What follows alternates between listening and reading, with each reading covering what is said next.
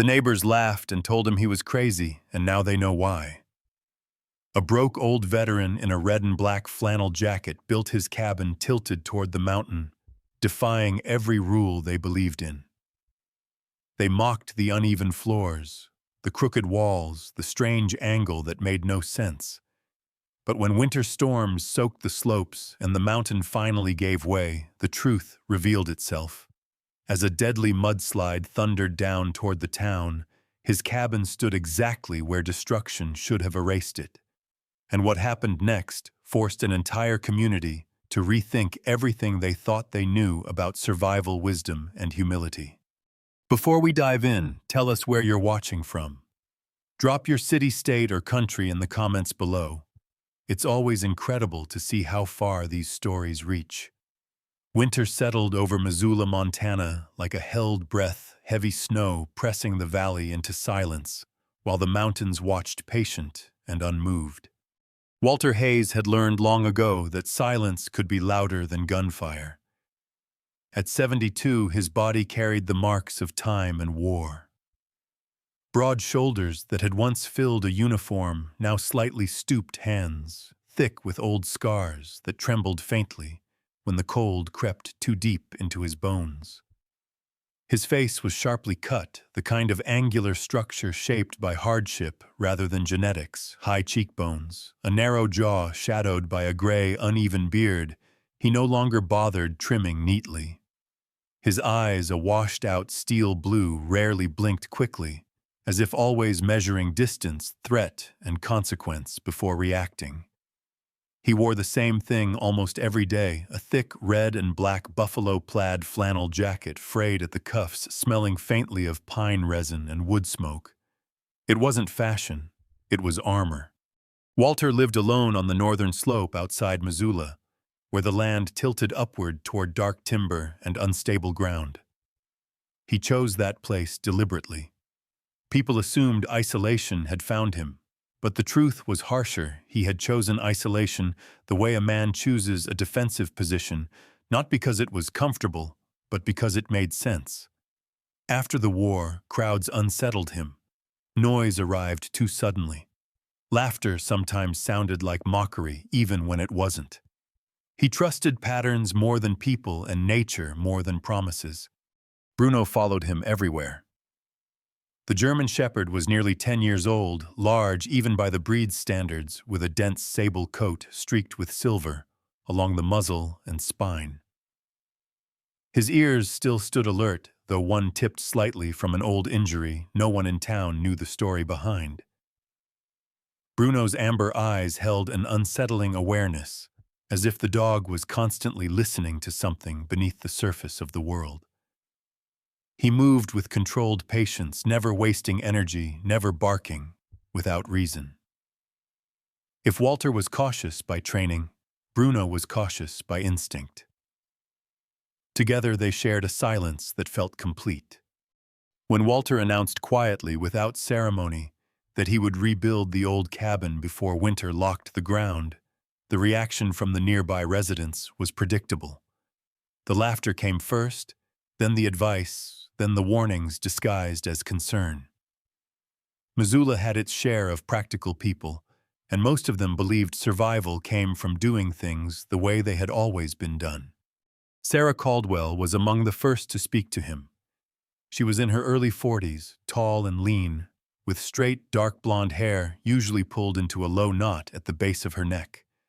Her skin carried the weathered tan of someone who spent more time outdoors than inside, and faint lines framed her green eyes, not from age, but from years of squinting against wind and sun. Sarah managed the small supply store on the edge of town and had a habit of standing with her weight on one hip, arms loosely crossed, as if always ready to listen, but never fully at ease. She was kind by nature, but practicality governed her compassion. "You don't want to build there," she told Walter, her voice calm, reasonable. "The slope's wrong. The ground moves in winter. Everyone knows that." Walter nodded politely, his expression unreadable. He did not argue. He rarely did. Arguing required believing that words could change outcomes. The real shock came when the foundation took shape. Instead of leveling the posts as every builder in Missoula would have done without thinking, Walter measured and cut each support to a different height. The uphill posts rose higher, lifting one corner of the cabin until the entire structure leaned forward, angled 15 degrees toward the mountain. The floor sloped. The walls leaned. Even the doorframe looked wrong, as if gravity itself had made a mistake. Tom Riley, a retired contractor with a thick neck and a permanently red face, stood watching one afternoon, hands on his hips. Tom was in his late 50s, heavy-set, with a trimmed white mustache, and a voice that carried even when he didn't mean it to. "That thing's going to slide right off the hill," he called out, half laughing. "You can't fight gravity, Walt." Walter wiped sawdust from his gloves and looked at the tilted frame. Inside, a familiar tension stirred. He remembered armored vehicles split open because their flat sides caught explosions head-on. He remembered the rare few that survived because their angles turned force into glancing blows. He remembered snow roaring down alpine slopes years later, during a relief mission, swallowing whole villages, while a handful of oddly built structures stood untouched. He didn't respond to Tom. Instead, he placed another post, measured again, adjusted by a fraction of an inch. Precision mattered more than pride. At night, as wind rattled bare branches and the temperature dropped, Walter sat inside his partially finished cabin, the slanted floor pressing subtly against his sense of balance. It was uncomfortable. Everything slid toward the downhill side if left unattended. But discomfort was familiar. Comfort, he had learned, was often an illusion that failed when tested. Bruno lay near the door, head resting on his paws, ears twitching at distant sounds that Walter could not hear. Sometimes the dog growled softly at nothing visible, and Walter felt a tightening in his chest, not fear, but recognition. The mountain was never silent. It only waited. Neighbors began calling the place the Crooked Cabin. The name carried humor, dismissal, and a hint of unease. People laughed, but they watched. Even Sarah returned more than once, concern etched deeper into her face each time she saw the angle. "You'll regret this," she said quietly one morning, snowflakes catching in her hair. "Winter doesn't forgive mistakes." Walter finally spoke, more than a few words. "Neither does habit," he replied, his voice rough but steady.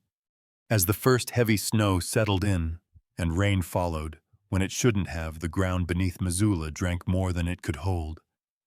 Walter felt it in his bones, the same way he had felt pressure changes before artillery fire long ago. Bruno began pacing at night, nails clicking softly against the slanted floor. Walter lay awake, staring at the ceiling that leaned unnaturally above him, his mind replaying old lessons written in steel, snow, and survival. He did not feel fear. He felt readiness. The cabin stood tilted and patient, like a man bracing himself not to resist what was coming, but to let it pass. Walter Hayes never learned to build from books, and if he was honest with himself, he had never trusted books much to begin with. They flattened experience into neat lines and diagrams, while the world had taught him that survival lived in the margins, in the angles people refused to consider. As winter deepened around Missoula, the tilted cabin became more than a construction project. It became a vessel for memories he had spent decades keeping buried. Each time he adjusted the foundation posts, each time he checked the 15-degree angle with hands that shook more from memory than age, fragments of another life surfaced uninvited. Europe had done that to him. In his early 20s, Walter had been lean and sharp-eyed, his jaw clean-shaven, then his movements quick, his belief in rules still mostly intact.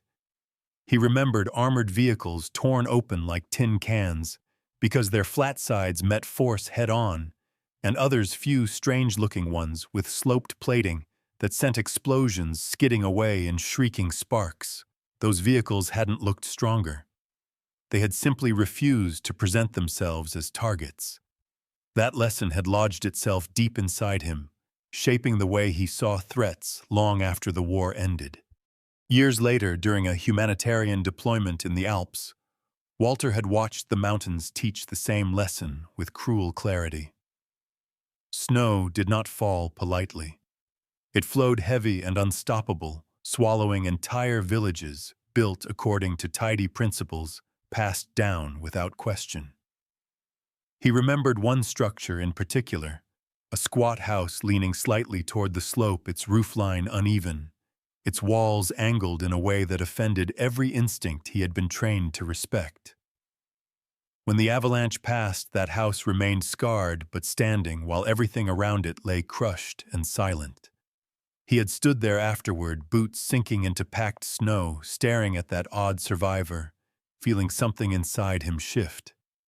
That was when he understood that tradition often survived, not because it was right, but because it had never been challenged hard enough. Back in Montana, as winter tightened its grip, those memories guided his hands more surely than any blueprint could have. The cabin's interior tested him daily. The slanted floor made simple acts, setting down a cup, stacking firewood, even standing still, require constant adjustment. His back ached more than usual. His knees complained when he moved too fast. Yet each discomfort felt honest, earned. Comfort had betrayed him before. Comfort had lulled good men into believing walls were enough. At night, when the wind pressed against the mountainside and the cabin creaked softly, Walter lay awake, listening, his mind, walking old paths between past and present. Bruno often rose, then pacing the length of the tilted room with slow, deliberate steps, his thick nails clicking softly against the wood. The dog's body was still powerful, though age had stiffened his gait. His coat caught the firelight in bands of brown, black, and silver, and when he stopped to stare at the uphill wall, his ears pricked forward as if receiving a message only he could hear. Walter trusted that instinct more than he trusted forecasts. Sarah Caldwell visited again one afternoon, as the sky lowered into a dull, metallic gray. She stood just outside the cabin, boots planted wide for balance, her long coat pulled tight around her slender frame. Her hair, freed from its usual knot, fell straight to her shoulders, dark blonde strands catching stray snowflakes. She studied the cabin carefully, her green eyes moving along the slanted walls, the uneven posts, the deliberate wrongness of it all. Sarah had always been practical, but there was something else in her gaze now, unease mixed with curiosity. "You really think this will hold?" she asked quietly, her voice softened by the wind. Walter saw the conflict in her face, the part of her that wanted to believe him, and the part shaped by years of doing things the accepted way. "I don't think," he replied. "I remember." That answer unsettled her more than any argument might have. She left soon after, walking back toward town with her shoulders hunched, as if the cold had found its way under her skin. Others came too. Tom Riley returned, once shaking his head, muttering about wasted effort and bad math. He was still loud, still confident, but the laughter no longer came as easily. And then there were the quiet visitors, the ones who didn't mock. Old Daniel Mercer was one of them. He was in his late 70s, taller than Walter, but thinner, his frame wiry, and bent his white beard long and untrimmed. Daniel had lived near the mountains longer than almost anyone, and his eyes held the dull shine of a man who had seen too many winters to believe they were all the same. He didn't offer advice. He simply walked around the cabin once, nodding slowly, his breath fogging the air. "Ground's wrong this year," he said, at last, his voice rough as gravel. "Feels like it did before the slide up north. Folks forget. Mountains don't." Walter watched him go, feeling a grim confirmation settle in his chest. As December wore on, rain came when it should not have soaking the snow, until the ground beneath grew heavy and restless. Small things changed first. Water pooled in places that had always drained cleanly. Trees leaned at angles that hadn't been there before. Bruno's behavior shifted subtly. He slept less, ate faster, and positioned himself closer to the uphill wall at night, his body forming a quiet barrier. Walter noticed all of it. He had learned long ago to read signs others ignored. The cabin's tilt, once the subject of ridicule, now felt less like defiance and more like preparation. Each night Walter checked the posts, pressed his palm against the cold wood, and felt for movement. Each morning he adjusted small things, shifting weight, reinforcing joints, not because something was wrong, but because waiting until it was wrong had killed too many people he once knew. Inside his mind, the war and the mountains spoke the same language. Threats rarely announced themselves clearly. They built slowly, fed by neglect and certainty. Walter understood now that the true lesson he had carried home was not about angles or physics alone, but about humility. To tilt the cabin was to admit that force existed beyond human control, and that survival sometimes meant stepping aside rather than standing firm. When he whispered to himself, "Comfort doesn't save lives," it wasn't bitterness that fueled the words, but clarity. Outside, the mountain remained quiet, snow-laden, and watchful, as if considering whether the old man below had remembered enough. The winter that settled over Missoula that year refused to obey its own rules, and Walter Hayes felt the betrayal in his bones before anyone else dared to name it. Snow fell thick and clean one day, then surrendered to rain the next, only to harden again into glassy ice that cracked beneath boots and hooves alike. The mountains above the northern slope drank greedily, their soil swollen and dark, and the ground began to behave like a man who had taken one drink too many, unsteady, slow to respond, and dangerous when pushed. Walter watched the changes from his tilted cabin with a patience shaped by long nights of waiting for things that did not announce themselves. He noticed how water lingered where it had never pooled before, how the roots of old pines showed faint seams of movement, how the earth sighed when the temperature shifted. Bruno sensed it more sharply. The German shepherd's thick sable coat bristled even in sleep, his amber eyes opening at the smallest vibration, his low growl sometimes rolling from his chest without any visible cause. At night, when the rain tapped against the slanted roof and slid downward in uneven streams, the dog would lift his head and release a long, hollow howl, not a call for companionship, but a warning sound meant for forces that did not listen. Word spread quietly, carried not by official warnings, but by the uneasy habits of old men who remembered what younger mouths had forgotten. Daniel Mercer returned, once standing at the edge of Walter's property, his tall, wiry frame outlined against the gray.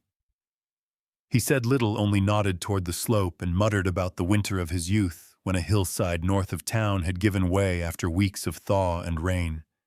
That disaster had erased 3 cabins and left nothing but a scar of bare earth that never quite healed. Daniel's eyes, clouded yet sharp, carried the weight of that memory, and when he left his shoulders sagged as though the past itself pressed down on him. Not everyone listened. Most people never do. Habit is warmer than caution. Sarah Caldwell listened more than most. She arrived one late afternoon, her boots caked with wet soil, her coat damp and darkened by sleet. The cold had sharpened her features. Her face looked leaner, the lines around her eyes deeper, as if worry had begun to etch itself into her skin. She stood inside the cabin this time, carefully adjusting her balance on the slanted floor, her green eyes flicking toward the uphill wall, where Bruno now preferred to rest.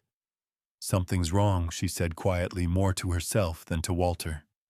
Sarah had grown up here. She knew the rhythm of Missoula's winters, the honest kind that froze the ground solid and held it there. This winter felt dishonest, and that frightened her more than a blizzard ever could. Walter said nothing. He simply poured her coffee and watched as the liquid slid slightly in the cup, before settling a small, everyday reminder of the choice he had made. Others reacted differently. Tom Riley scoffed louder than ever, his confidence hardening into something brittle. He laughed at the way his own level-built shed groaned under the shifting weight of ice, brushing it off, as poor lumber or bad luck. His face, usually flushed with good humor, carried a strained redness now, and the mustache above his lip twitched whenever someone mentioned the ground. He had built his life on certainty, on straight lines, right angles, and the belief that experience alone could outrun change. Walter recognized that look. He had worn it himself once, long before the war taught him how fragile certainty really was. The mountain continued its quiet work. Rain seeped deeper, loosening soil that should have been locked by frost. Small slides occurred higher up, taking fences and livestock shelters, with them dismissed as inconveniences rather than warnings. The creek near the base of the slope ran thick and brown, swollen with earth it had no business carrying. Walter reinforced the cabin without ceremony, checking joints, tightening supports, redistributing weight where he could. He slept dressed boots close at hand, his flannel jacket never far from reach. Bruno barely slept at all. The dog's age showed most clearly now in the stiffness of his movements, yet his vigilance sharpened, as if every year behind him had been a rehearsal for this moment. One night the howl came again, louder than before. It cut through the rain like a blade, echoing off the mountainside and fading into a silence that felt unnatural. Walter woke instantly, his heart steady, his mind clear. He stood, pulled on his jacket, and placed his hand against the uphill wall. The vibration was faint but unmistakable, a distant trembling that reminded him of artillery rolling over frozen ground. He did not panic. Panic was for people who believed danger arrived suddenly. He opened the door and looked out at the dark, watching the slope for movement that the eye could not yet catch. Trees stood rigid, but their shadows seemed wrong, stretched and distorted by shifting earth beneath them. He closed the door and waited. Morning brought no relief. The rain continued steady and relentless, and with it came a low sound that settled into the valley like an uninvited guest. People noticed then. Sarah closed the store early. Daniel Mercer packed a bag and moved to higher ground. Tom Riley stood on his porch, arms crossed, staring at the slope as if daring it to prove him wrong. Walter remained inside his tilted cabin. Bruno pressed close to his leg, the dog's muscles coiled and ready. He thought of the armored vehicles again, of the way force slid harmlessly away when it met an angle instead of a wall. He thought of the Alpine house standing alone amid white ruin. The lesson had always been the same: disaster does not negotiate, and it does not respect tradition. As night fell, the sound grew louder, no longer distant thunder, but a sustained rumble that vibrated through the floor. The ground beneath the cabin shifted just enough to be felt, and the tilted structure responded, as it had been designed to do, leaning into the pressure rather than resisting it. Walter felt fear then, not the wild kind, but the clean, focused fear that sharpened the senses. He rested his hand on Bruno's neck, feeling the dog's steady heartbeat, and waited. Outside, the mountain gathered itself heavy with water, and time preparing to move. Inside, an old man and an older dog stood ready, having done all that could be done. The winter had shown its hand at last, and snow, once honest and predictable, had become something else entirely. Dawn had not yet decided whether to arrive when the sound began, not thunder, but something deeper, older, as if the mountain itself had drawn breath and finally chosen to exhale. Walter Hayes stood awake in the tilted cabin, already dressed, his red and black buffalo-plaid flannel pulled tight against the cold, his boots planted on the slanted floor, that now felt less like a compromise and more like a stance. The rumble grew steadily, a continuous vibration that climbed from the ground into his legs, into his chest, into the fragile places where memory lived. Bruno pressed close to him, the German shepherd's broad shoulders tense. Beneath his thick sable coat, silver flecking the muzzle that lifted toward the uphill wall. The dog did not bark. He did not howl. He watched amber eyes fixed as if the future had finally made itself visible. Outside the slope above Missoula gave way. Tens of thousands of tons of mud rock and uprooted trees broke free and began to flow, not tumbling in chaotic collapse, but moving like a blind animal driven by gravity and water gathering speed and weight with every yard. The sound became a roar that erased birdsong and wind alike, a sustained, crushing force that made the air itself feel heavy. Walter felt the first impact not as a blow, but as pressure.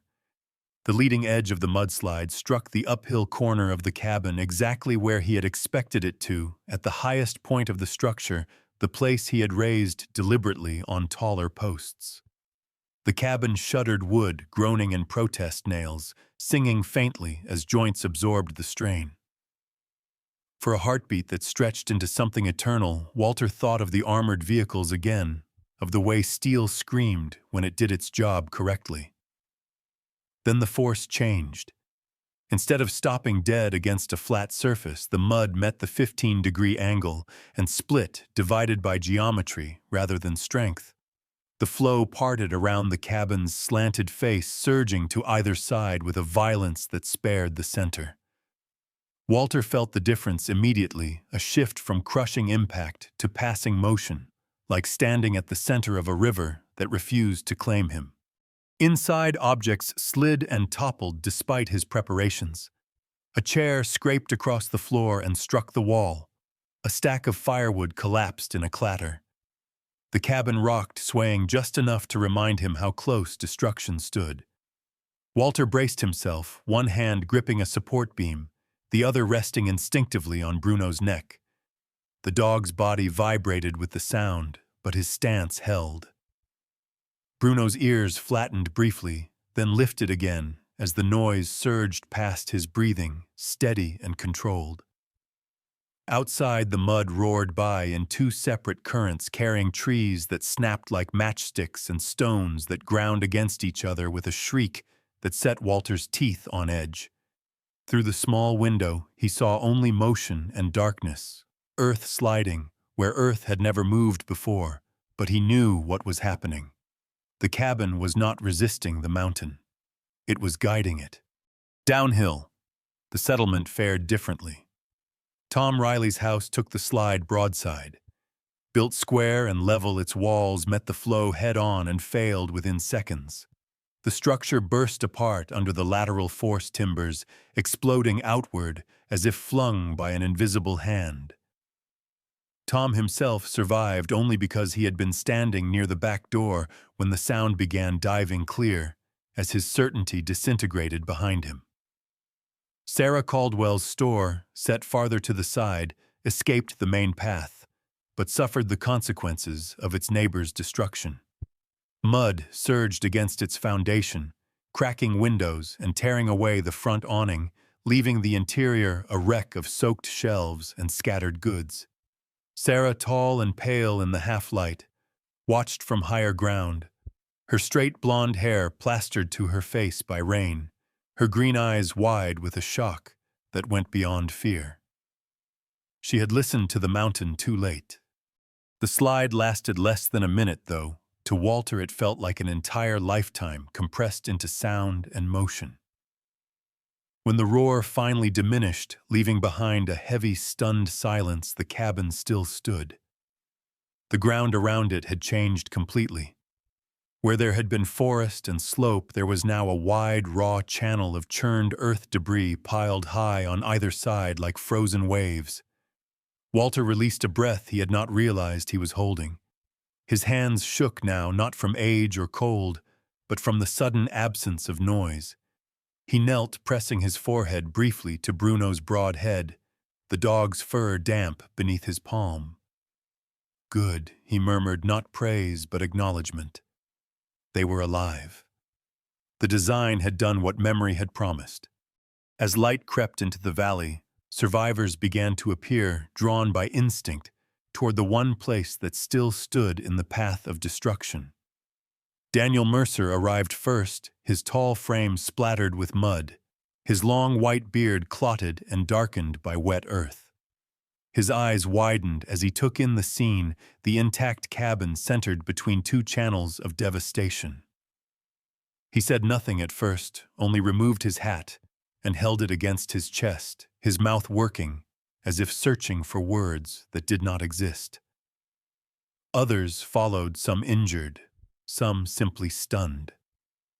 Sarah came next, her coat torn, her hands shaking, as she stepped onto the slanted porch, adjusting her balance with surprising grace.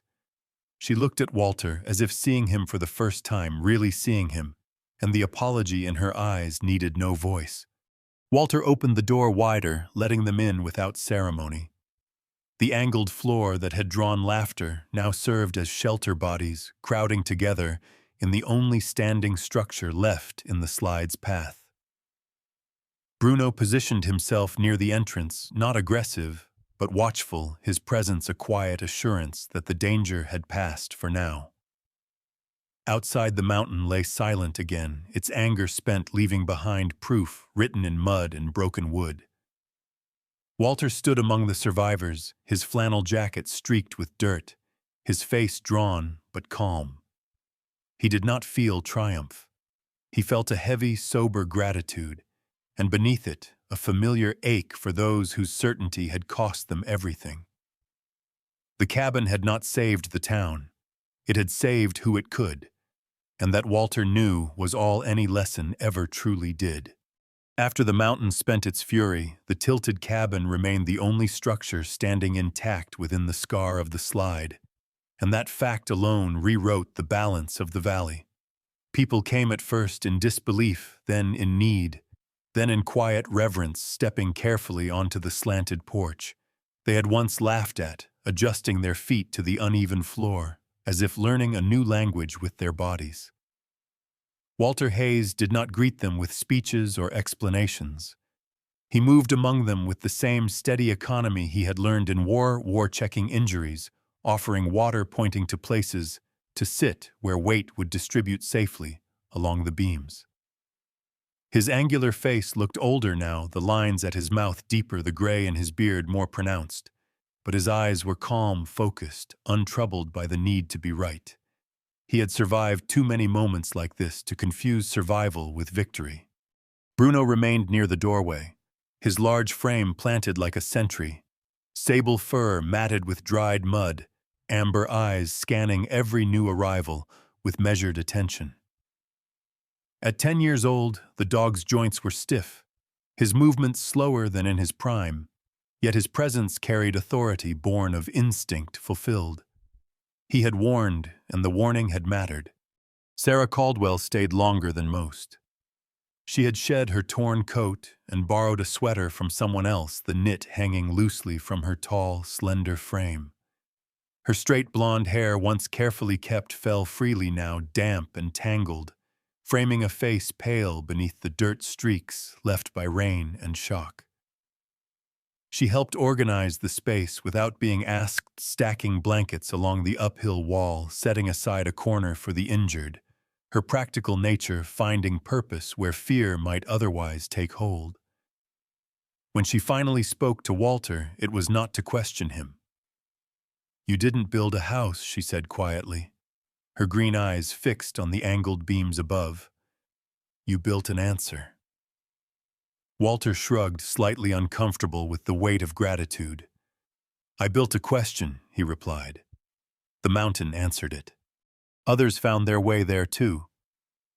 Tom Riley arrived late, his heavy-set body moving stiffly, a bandage wrapped clumsily around his head, where a beam had caught him as his house collapsed. His white mustache was streaked with mud, his face drawn and gray, beneath the redness that once marked his confidence. He did not speak at first. He walked the length of the cabin, slowly touching the angled posts with reverent fingers, his thick hands trembling. Years of certainty drained from him in silence. When he finally faced Walter, his voice broke. "I laughed," he said. "I built straight because that's what I knew." Walter met his gaze without judgment. He had known men like Tom all his life, good men undone not by malice but by habit. "So did I," Walter said simply, once. The days that followed blurred into a pattern of survival and reckoning. Rescue crews arrived, followed by county officials, engineers, and surveyors who walked the debris field with clipboards and expressions that shifted from skepticism to reluctant admiration. Among them was Mark Delaney, a civil engineer in his mid-30s, lean and sharply dressed. Despite the mud, his dark hair neatly trimmed, his face defined by a narrow jaw and eyes that missed little. Mark spoke carefully, his manner precise, shaped by years of translating chaos into calculations. He studied the cabin for hours, measuring angles, photographing joints, his professional detachment cracking only once when he stood between the two channels of hardened mud and looked back at the structure. "It shouldn't be," he murmured. "But it is." Walter listened as Mark explained deflection load paths, lateral force distribution, formal words for truths learned long before equations could name them. For the first time, science and memory spoke the same language in that valley. Winter loosened its grip slowly, reluctantly, and spring arrived with the uncomfortable honesty of aftermath. The mountain's wound remained visible, a raw scar cutting through the land, reminding everyone who passed that stability was not a promise but a negotiation. Reconstruction began, and with it came arguments, meetings, and long evenings spent reconsidering what proper meant. Some wanted to rebuild exactly as before, clinging to familiarity like a life raft. Others, changed by loss and survival, listened. They studied Walter's cabin, not as a curiosity, but as a teacher. New foundations rose at subtle angles, not dramatic but deliberate. Walls leaned just enough to suggest humility. The town did not abandon straight lines entirely, but it learned to question them. Walter watched it all from a distance. He declined interviews. He avoided meetings. When Mark Delaney returned with requests for explanations, Walter answered briefly, then returned to splitting wood or repairing what little damage the cabin had sustained. He did not want credit. Credit was heavy, and he had learned the cost of carrying it. At night, when the valley settled into a quieter kind of silence, he sat on the slanted floor, with Bruno at his side, the dog's head resting against his knee. The cabin felt different now, not triumphant, but tired like an old soldier who had done his job and wished only for rest. People still visited, sometimes bringing food, sometimes bringing questions. Walter answered the latter with a single sentence he repeated until it no longer felt like his own words. "Don't ask why I built differently," he told them. "Ask why everyone builds the same." Some nodded. Some bristled. Understanding, he knew, arrived on its own schedule. Sarah came often, her presence steady and unintrusive. Her gratitude expressed more through action than speech. She had changed too, her practicality now tempered with a quiet openness, a willingness to doubt what she once accepted without question. By the time summer warmed the valley, Missoula had not become a town of tilted houses, but it had become a town that remembered. Children played near the scar and were told what had happened there. Builders paused before leveling their foundations, completely glancing toward the mountain as if listening for its opinion. And Walter Hayes remained where he had always been, an old veteran, in a red and black flannel jacket, living quietly beside his dog, content to let the lesson stand without his voice. He knew what the mountain had taught him long ago, And what it had proven again, the strongest thing, is not what stands straightest, but what knows when to lean, when to yield, and how to let danger pass without demanding a fight. Sometimes miracles do not arrive as light from the sky or voices from heaven. Sometimes they arrive quietly hidden in wisdom, passed down in humility learned through pain, in a choice to listen when others laugh.